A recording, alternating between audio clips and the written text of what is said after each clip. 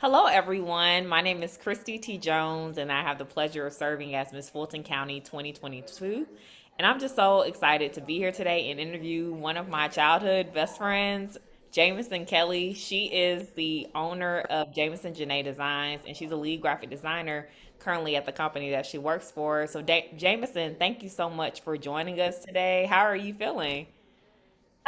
Thank you so much for having me. I am feeling nervous, excited, all of the emotions. But I feel so much better having this conversation with you because we are childhood best friends. So I Yes. feel completely comfortable with you. Ask me anything. I'm so happy to hear that. So let's dive right in. So, Jameson, could you tell me a little bit about yourself and what inspired you to pursue a career in graphic design? Okay, definitely. So of course, my name is Jamison Kelley.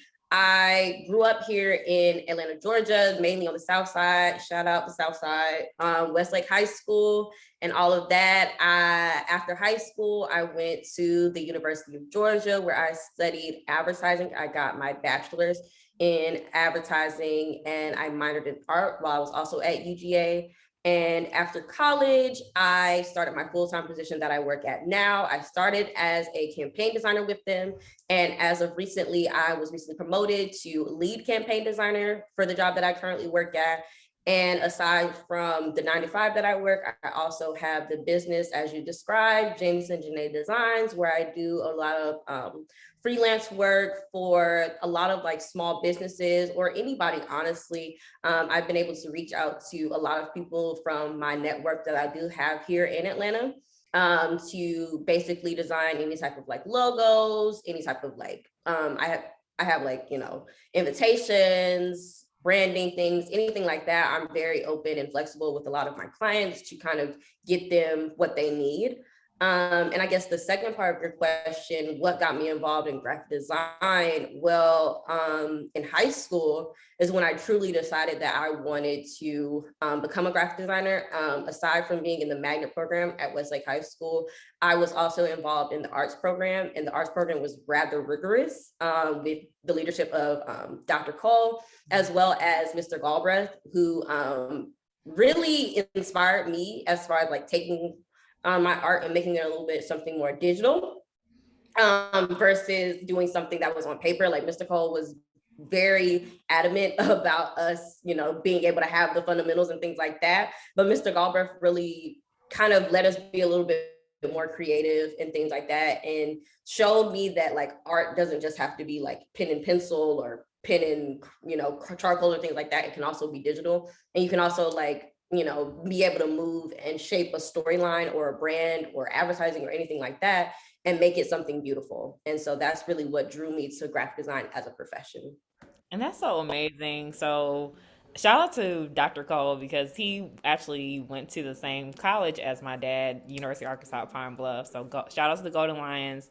So, I wanted to talk about like you and I were in a math and science magnet program, a STEM related program, but neither of us chose career paths in STEM. So, like, what made you go the road less traveled or do something that's a daring career that is not something that people mainly advertise, because I feel like in our community, STEM is such Is a huge focus. And even though STEM careers are great, we need more scientists and people in computer science and engineers and medicine. There are also a lot of great careers that you can have a lucrative outcome and you can live the life of your dreams, but it just might be a different career path. So, what really like inspired you to take that other step? right. Yeah. So for me, I was always good at like math and science because of like how math and science both have a definite answer. So to me, that's where I excelled in science and math, but I definitely just had more passion in trying to do something more creatively. I'm not, and I've also been raised in a way that I can go after whatever I want and believe in myself and truly go after what I truly want in this world. And that, no matter what you do, you will find success as long as you're doing something that you're passionate about. And so that's what really inspired me to not only go the road less traveled, but also go into something that is a little bit more risky, or seen as a little bit more risky. I won't say that it's per se risky, but it's definitely seen as a little bit more risky because it is something creative, and creative is also seen as subjective. Mm. But I definitely stuck to it. I put time into it. I put effort into it, and it really opened up another field of like creativity, another field of like passion and things like that. So I was very determined, and I always wanted to continue to do that. That's so awesome. And like, exactly, because you were raised by such a strong, just strong parents, your mom and dad, and like you having four sisters, just a strong sense of sisterhood and womanhood. So I can definitely see how that translated. So, Jamison, what types of skills and certifications do you need to become a graphic designer? I know that you earned your BA in advertising, but kind of like, what's the traditional trajectory for someone who wants to pursue this career? And I think that's what the beauty is about graphic design. There's not necessarily one specific path. So for myself, I did go to college, and I did take that time and take courses that actually were taught by graphic design professionals that were able to instill and learn a lot of different programs. But a lot of graphic designers are also self-taught. It's really about your own motivation to really go out and find a lot of new information and new techniques and things like that.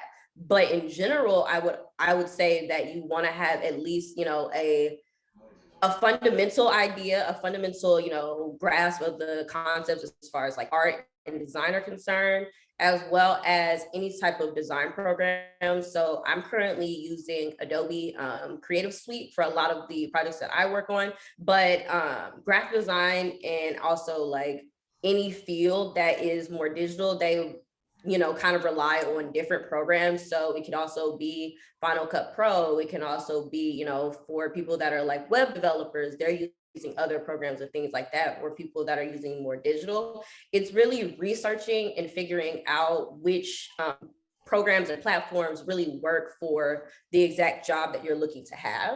But I'd say definitely starting at a base level is to actually have those like fundamental ideas of like what it is to have, contrast or shape or size or color, and having those ideas and being able to build on those ideas and things like that when you're in those programs. Absolutely. So, what is the most rewarding part of your job? It's definitely working with clients. Clients are the backbone of a lot of the graphic design work that I do, even at my 9 to 5, as well as my freelance job.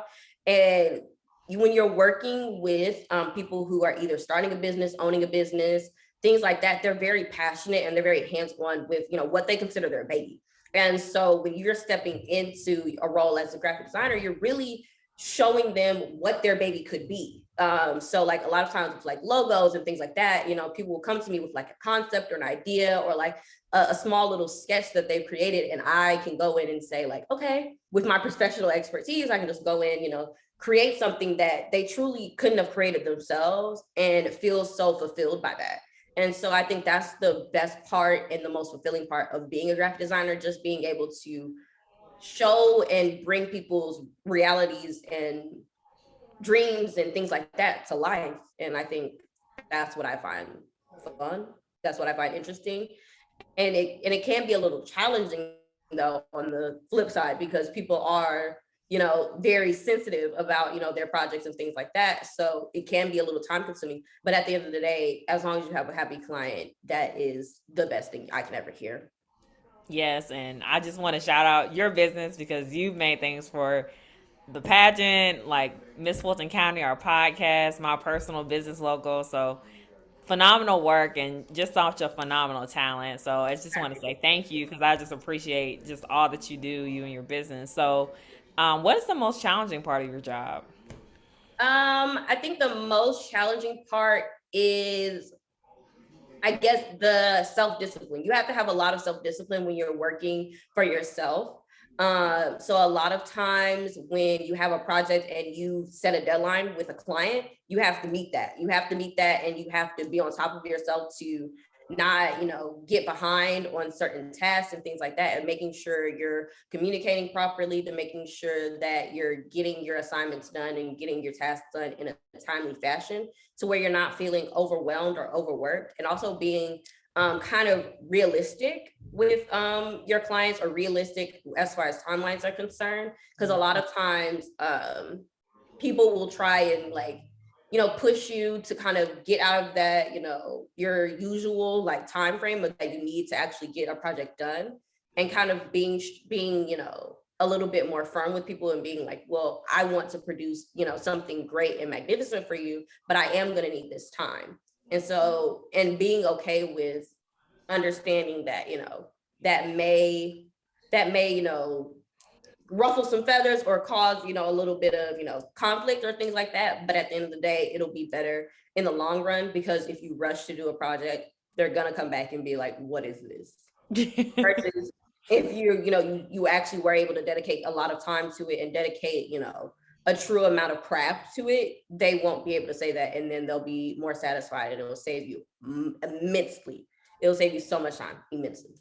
Yes, I can attest to that, because one thing I like about you is that you know how to balance like having self care and but also producing quality work. Like you know how to make your schedule just from the outside looking and just from observing you as a businesswoman. Like you have your set hours where you do your work, but also you have your set hours to relax. And before we get into mental health, I also wanted to ask, do you have any tips for someone trying to break into this industry? Definitely my tips are to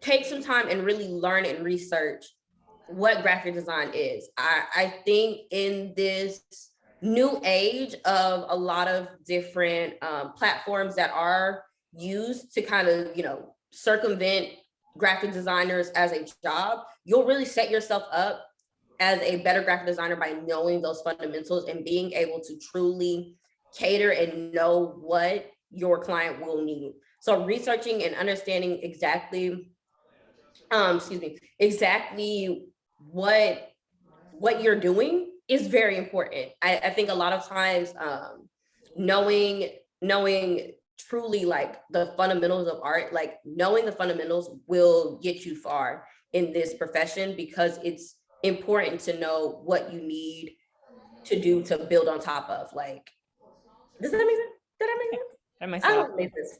But I definitely think that it's important to really just be on top of your stuff and research and know what you're talking about, and being able to kind of let people know and let clients know, like, hey, I created this design, but I also created it because of this, and it'll give your any type of piece that you create more value, because you also have a sense of like why you did something. You have a purpose for why you placed, this font here, or you put the logo here, or, any subliminal like messaging or icons that you put within the logo to kind of freshen up like the actual, piece that you're working on. I think that's what's important, standing out and being an individual and kind of having, your own style and your own brand.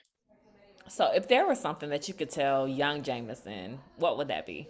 Ooh, know your worth.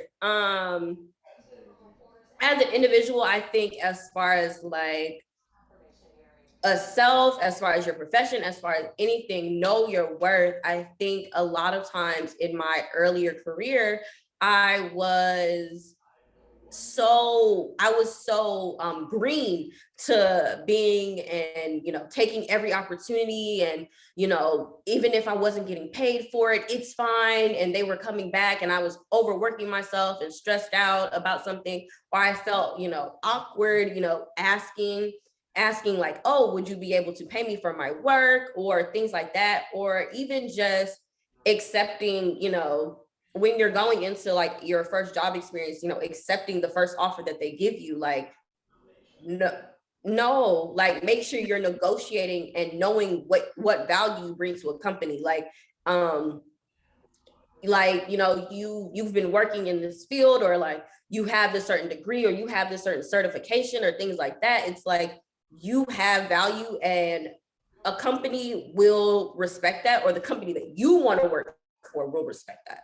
And so to know your worth and know your value will take you so much further than, kind of accepting every opportunity, even if it isn't, the best opportunity that you have. It's better to advocate for yourself and say, no, I would actually like to discuss this further, as far as what we need to do to, make this amicable for both parties involved, or all parties involved, rather.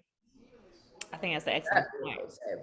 And I think that's a great transition, a great segue to our next question. So, with my platform, Ready, Set, Go, Career Awareness and Preparedness, it focuses a lot on mental well being and mental health in the workplace. How do you practice self care and promote mental well being in your profession? And what are some tips do you have for young adults aged 17 to 26 on finding a company that values their mental health? Um, so first, I would say it is important to set boundaries for any job that you have. Be it, what you're comfortable with. Of course, take into account, the type of work that you do or things like that. But, personally for myself, I work a 9 to 5, and sometimes I do go over that, 9 to 5 period, but I will make sure that, like, if I do go over 9 to 5, like, that doesn't mean that I'm cutting out certain parts of my day. So for example, I'm being paid to work 9 to 5. And so anything I do go over is my own personal choice. But I do set a boundary of, like, okay, if I work 9 to 5, I do not start work before 9. I don't. I give myself that time to really wake up and get myself mentally prepared for my job and then clock in. I don't I advise to make sure to set certain boundaries for your job, because, at the end of the day, unless you are a doctor, you're not curing cancer. Like, they will not die if you do not respond immediately at, 8:30 when you saw the message. Wait, give yourself time, wake up, eat some breakfast, do your stretches, and then clock in at 9 o'clock and make sure you're doing that. And so, like, I think earlier in my career, I was also so much on that hamster wheel of, like, go, go, go, go, go, go, go, that I would even, like, skip lunch. I would skip lunch. And no, no. Skipping lunch is a no. So now I definitely have more boundaries for myself in any role that I will be taking in the future. And so, for example, when you were mentioning, like, how I have such a balance, like, I need that type of structure. Like, I definitely thrive in a more structured environment. So, like, like school and education, those things were easy for me because it was like, okay, you go to school at 8 a.m., you get off of school at, 4, 3, whatever, then you practice and you do homework. Like, that was my life for, like, literally 18 years, or not even 18 years, but, like, all that time. And so it's really hard to get out of that, and, wanting to keep a structure to your day and structure to your life. And I think also with, like, working from home, that's really hard to do. It's really hard to do, to kind of, like, keep that stuff balanced and being able to really shut off the computer and say, I'm done working for the day. I'm done working for the day. I truly will not do any more work unless I truly feel like I would want to do it, or, things like that. Like, and for, like, anybody younger, I would definitely say, find what works for you, and, understand truly what your, place is in the company, and also how you want to structure your day. So making sure that you're getting what you want out of the company as much as they're getting what they want from you. So I just feel like that is something that I deem wildly important, is to set boundaries and to understand that, like, even if your boss calls you at 7 p.m. and your hard stop for work is at 6 p.m., don't answer the call. Like, don't answer the call. Like, it will be okay. And, like, I think I was getting very stressed out for a while of feeling like, oh, if I don't answer my boss's call, they're gonna fire me, blah, blah, blah, blah, blah. And it's like, no, they won't fire you. You've been hired to do a job, and you've been hired to have a salary and work a certain period of time. After that certain period of time, they're not paying you. They're And not sometimes paying they you. respect you more when you And set they'll those respect, and boundaries. they'll respect you more because you do have boundaries. Mhm. And they'll stop calling. they'll stop calling. Like they'll say to themselves, like if you mention to your boss or you mention to your superiors, like, hey, as much as I would, I love this job, I love this opportunity. I do want to set a certain boundary for myself that I would not like to work past the hour of this time. So after this time, if you need something from me, I will reach back out to you at 9 a.m. the next day. And being firm in that, and only truly if only truly doing something or changing that if it is truly an emergency. And you will know if it's an emergency if they are calling you 4 to 5 times. If they only called you once, girl, answer that thing, and girl, answer that at 9 a.m. tomorrow morning. So before we wrap up, what I wanted to ask a fun question. What are some of your favorite things to do for self-care? Ooh, self-care. I indulge in retail therapy. I am a retail therapy girl. I love to shop. I also love, because I think I started a couple hobbies. So like I roller skate. I haven't been able to roller skate very recently because of winter, but I roller skate. I go out to eat, or like on like Sundays is really just like a day to like really chill, go to Target, run some errands, like truly take care of yourself and like really reset for the day. Do a hair mask, do a face mask, do some type of thing that like makes your body feel good and take care of your body that has been going all week basically. I think that's what I really like to do, but also swiping them visas, going to the store, going to the mall, because I also know, like, as a young professional, everybody works hard. Like we all work hard in our job, and you know having a little something, whether that be a new purse, a new bag, a new something to really say like, I've been working hard at my job, this is what I got myself for working hard at my job. And you can indulge yourself in any way that may be for you, like whether that be like taking a trip or things like that. I also agree. Another form of self-care, taking trips, taking like traveling, going somewhere nice, just going somewhere to like really take in the value of the work that you've been putting in. Like a lot of times with like, jobs, you don't get, there are no more winter breaks, there's no summer vacation, there's none of that. So like truly when you take that vacation time, it's truly a time where you are able to decompress, take your time away, truly shut down your laptop, shut down the email, shut down all the phone calls, and really take time to really reflect on yourself and all of that you have accomplished either in the last quarter or the last few months or anything like that. Just doing something that isn't necessarily related to your job is always any form of self-care. I do a lot. I personally do a lot for self-care, but that might be, a personal thing that I need to work on.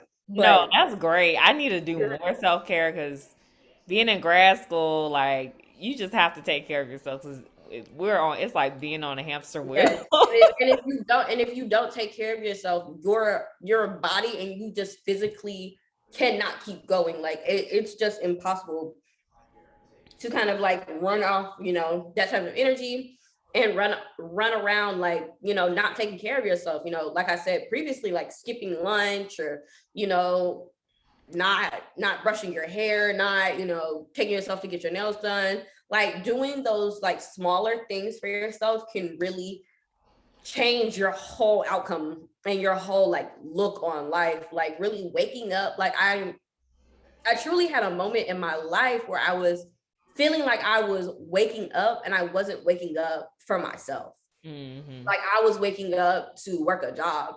And whereas of course I do enjoy the work that I do and things like that, I'm not in the interest of, living for someone else. I need to live for me.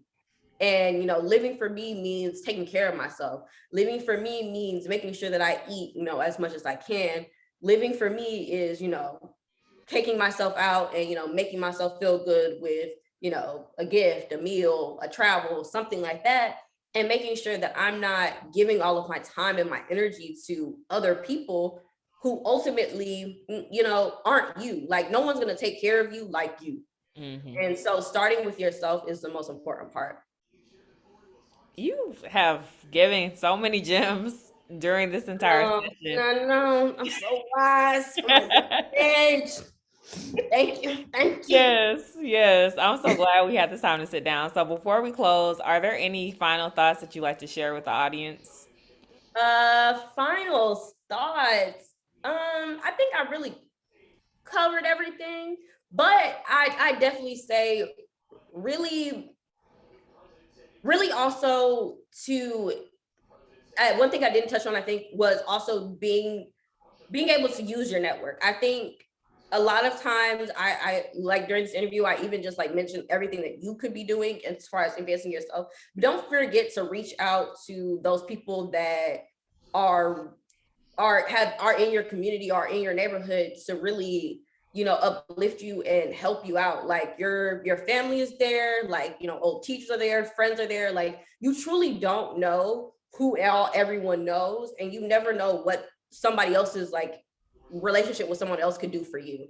And so it's also very important to be kind to people, more be more open to kind of expressing yourself and meeting new people and getting yourself out where they're and networking with people. I think that's what something that I wish I did more in a younger age, was really reaching out to people that I went to college with, or people that I was doing this with, and things like that, because I felt uncomfortable. I felt like, oh, I didn't have a place to ask, or I didn't have, the relationship that I thought I would to, ask somebody for something, even as simple as like, hey, like, I see you also do graphic design. Like, would you be able to, sit down and talk with me about how you got started in the business?